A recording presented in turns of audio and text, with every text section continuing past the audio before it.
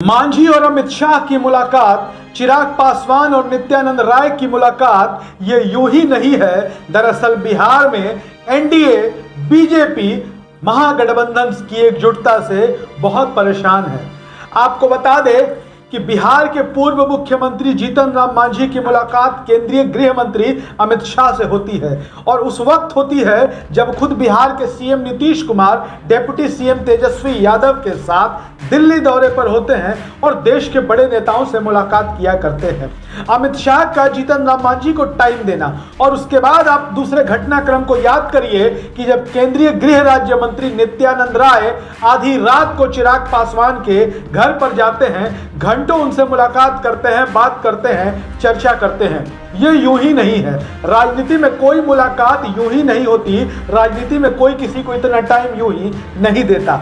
दरअसल बिहार की राजनीति की अगर बात कर लें, जो वर्तमान राजनीतिक परिस्थिति की बात कर लें, वो बीजेपी को परेशान करने वाला है। दरअसल एक तरफ महागठबंधन है, दूसरी तरफ भारतीय जनता पार्टी का गठबंधन एनडीए है।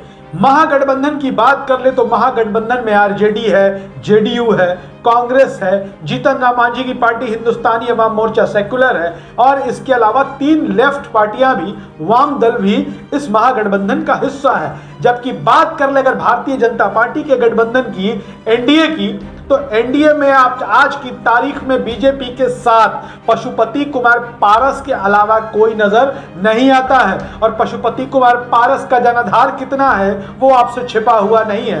पशुपति कुमार पारस जिस समाज के वोट बैंक के लिए जाने जाते हैं, उस समाज के वोट बैंक में उनकी सक्रियता कितनी है यह भी सबको पता है।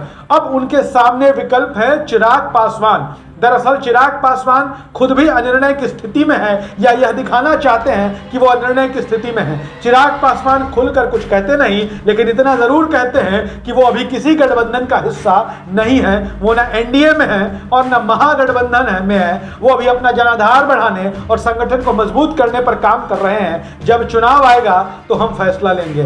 बीजेपी के आश्रय आरसीपी सिंह भी बैठे हुए हैं। आरसीपी सिंह का भी जनाधार कितना है ये आप सबसे छिपा हुआ नहीं है। उधर सम्राट चौधरी के बिहार बीजेपी के अध्यक्ष बनने के बाद उपेंद्र कुशवाहा कहीं नेपथ्य में नजर आ रहे हैं। उनका फिलहाल बहुत ज्यादा पता नहीं लग पा रहा है। मुकेश सहनी बीजेपी के द्वारा जो उनकी पार्टी तोड़ी गई उससे खार खाए हुए हैं और मुकेश सहनी भी कहा जाएंगे, अभी इसका कोई पता ठिकाना नजर नहीं आ रहा है। बच गए चिराग पासवान और पशुपति कुमार पारस पहले से हैं। चिराग और पारस में आमने सामने की तलवारें खिंची हुई है, वो आपसे छिपा हुआ नहीं है।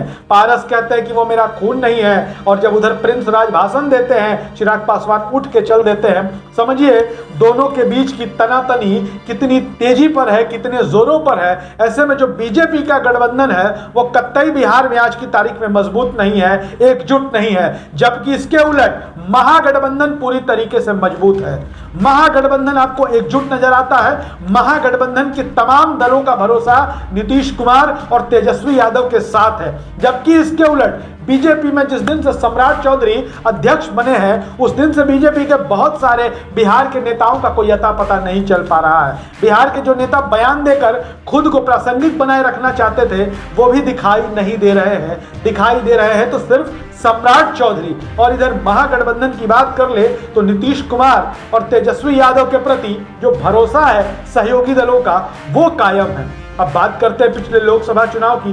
दरअसल बीजेपी उसी टारगेट को लक्ष्य कर रही है जो पिछली बार उन्हें मिला था, 40 में से 39 सीट। उस वक्त नीतीश कुमार उनके साथ थे और 40 में से 39 सीटों पर एनडीए का कब्जा हुआ था लोकसभा की सीटों पर। लेकिन क्या इस बार यह संभव है?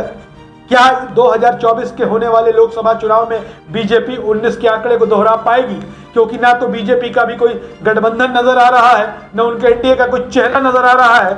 जबकि बिहार में दूसरी तरफ देखें तो महागठबंधन का एकजुट चेहरा तो नजर आ ही रहा है। ऊपर से नीतीश कुमार जिस तरीके से राष्ट्रीय राजनीति में अपनी प्रासंगिकता और अपनी स्वीकार्यता बढ़ाने में नजर आ लगे हुए हैं, वो नीतीश कुमार का चेहरा दिखाई दे रहा है और ये खासतौर बीजेपी के लिए परेशान करने वाला है। बीजेपी भले ही ये कह दे कि हम 35 सीटें जीतेंगे, 40 में 40 सीटें जीतेंगे, लेकिन जो जमीनी स्थिति है वो इसके बहुत उलट है। क्योंकि महागठबंधन के दलों का अपना एक मजबूत जनाधार तो है ही, इसके साथ जो उनकी एकजुटता है, जो उनकी एकता है, जो उनकी ताकत है वो भी बहुत कुछ बताती है।